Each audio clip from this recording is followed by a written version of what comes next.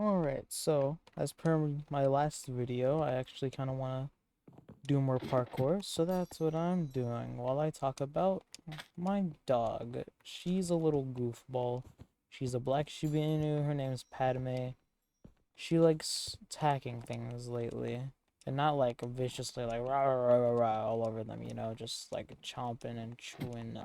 She just likes to scratch on them relentlessly until she like gets a pet or something, and she'll stop and be snapped back into reality because for some reason she decides at some point that everything just turns red and just needs to attack something. Sometimes it'll be like a towel that we have it on the floor because something spilled earlier. It might be a bag that I very responsibly leave on the floor. It might be a blanket on a bed.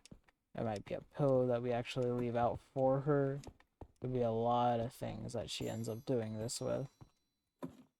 But usually we tend to just kind of let it happen because it's like her expressing her urges. I don't know. This is a new thing, so we just kind of deal with it.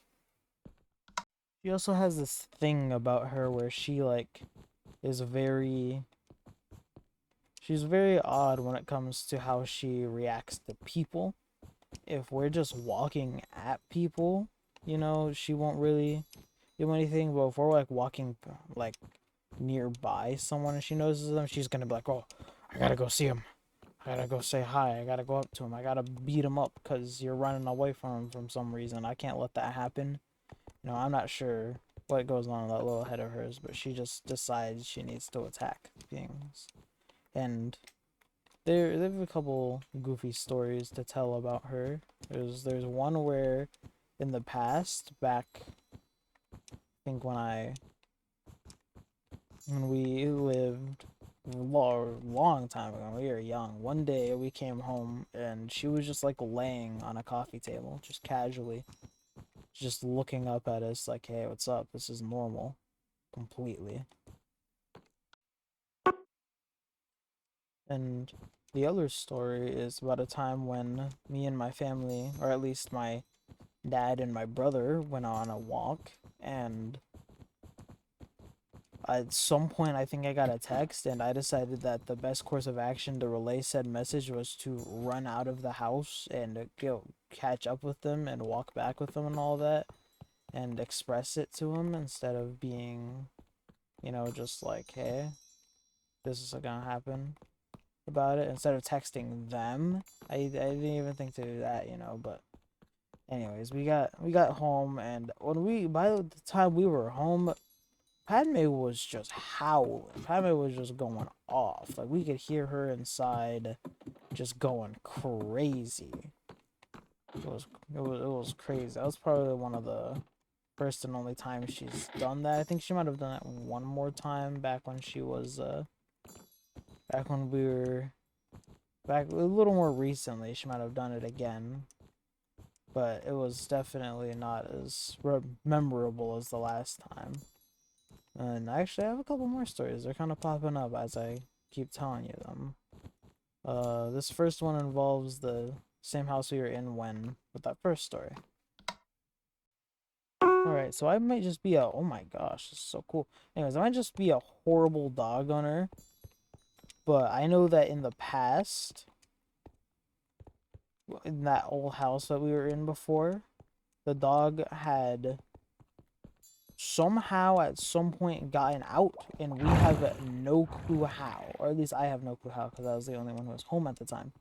But still, she had gotten out of her house and person left.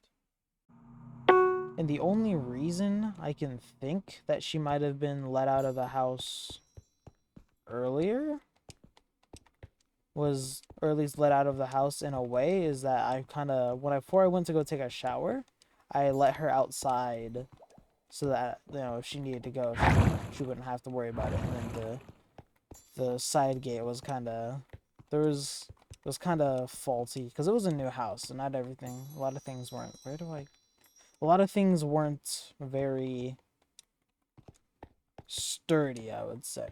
You know, a lot of them are new, so a lot of them were very fragile.